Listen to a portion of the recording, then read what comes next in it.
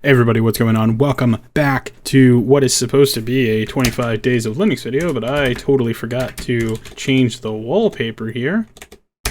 There we go.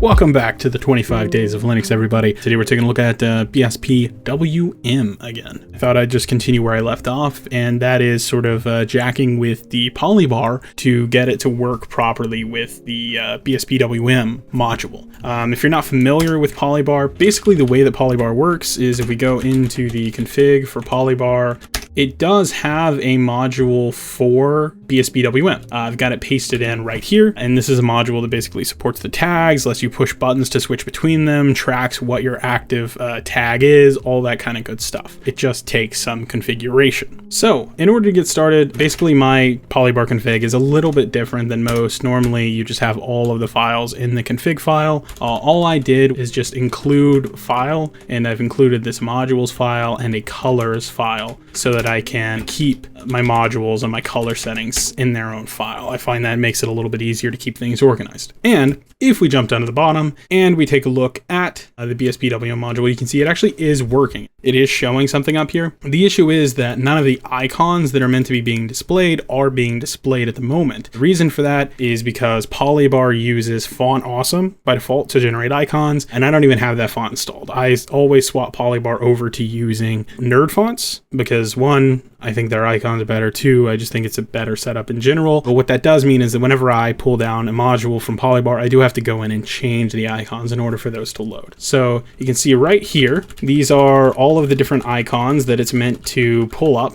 And what I should be able to do is just sort of maybe grab one and change it. So there's a couple of different ways to get icons. Maybe the easiest way to do it is just to go to the nerdfonts.com's website /cheat sheet, which I'll leave a link to below. And you can see, hey, here we've got a website. We can show all the icons that they have, or we can search for a specific glyph. I want something very simple. So I'm just going to find a real simple icon. I've got one here, and just to see if I can get this to work, I'm going to copy that icon right there into all of these spots where it's meant to be loading an icon, and we will find out in just a second if that will work. The way that we would have to do that is I'm just going to have to kill Polybar and then rerun my Polybar launch script just to see if it works. Which it does. You can see now we do have icons. If I were to swap through my different tags, you can see it even sort of highlights what tags I'm on. It does look a little funky right now, but this is good. We can do configuration to get this to look the way that we want it to, and it's going to be much better supported than it was on Awesome. So let's go ahead and let's go back into that module setting config. Jump down to the bottom. Let's see here. It looks like these orange lines in the middle are separators that it's displaying. So if we search for separator, there we go. You can see it actually has an icon that it's using to separate the different workspaces.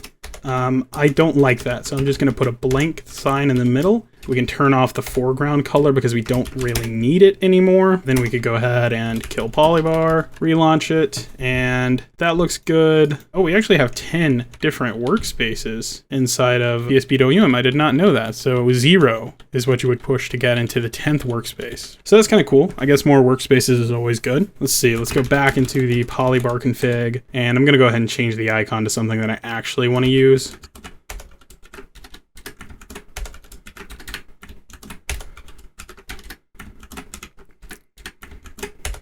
And then what I should be able to do is I'll just open up, let's say we'll put another window there.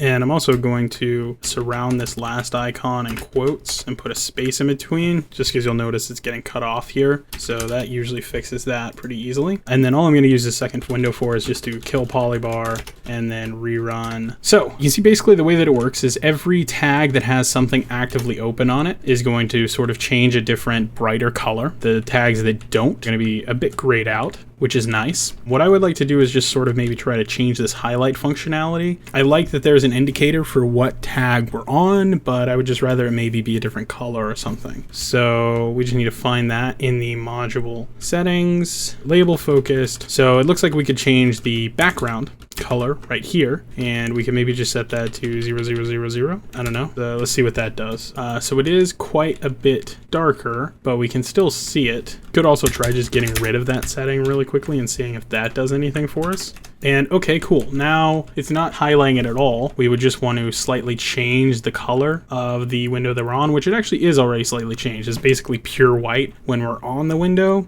It would be maybe better if we could make that slightly more obvious. Maybe we could set that to like DC 5900. Yeah, there we go. Kind of an orangish color. Now it's very obvious what tag we're actively on. Cool. I'm pretty happy with that setup already. The one thing is that you will notice is we can't actually click these icons in order to change what tag we're on, what workspace we're on, which is maybe not the end of the world, but it would be nice to. So let's see here. What we could do is, it looks like right up here at the top, we have an option, enable click. We set that to true, and maybe we'll also say enable scroll, set to true, reverse scroll, set that to true. We now can click through the tags. Very, very nice. Looks like we can also just sort of scroll through them up here, which that's nice. I think that's cool. I like that a lot. I might turn the scroll off. I sometimes get annoyed by scrolling through them, but that'll work. And then one more thing before I quit recording here.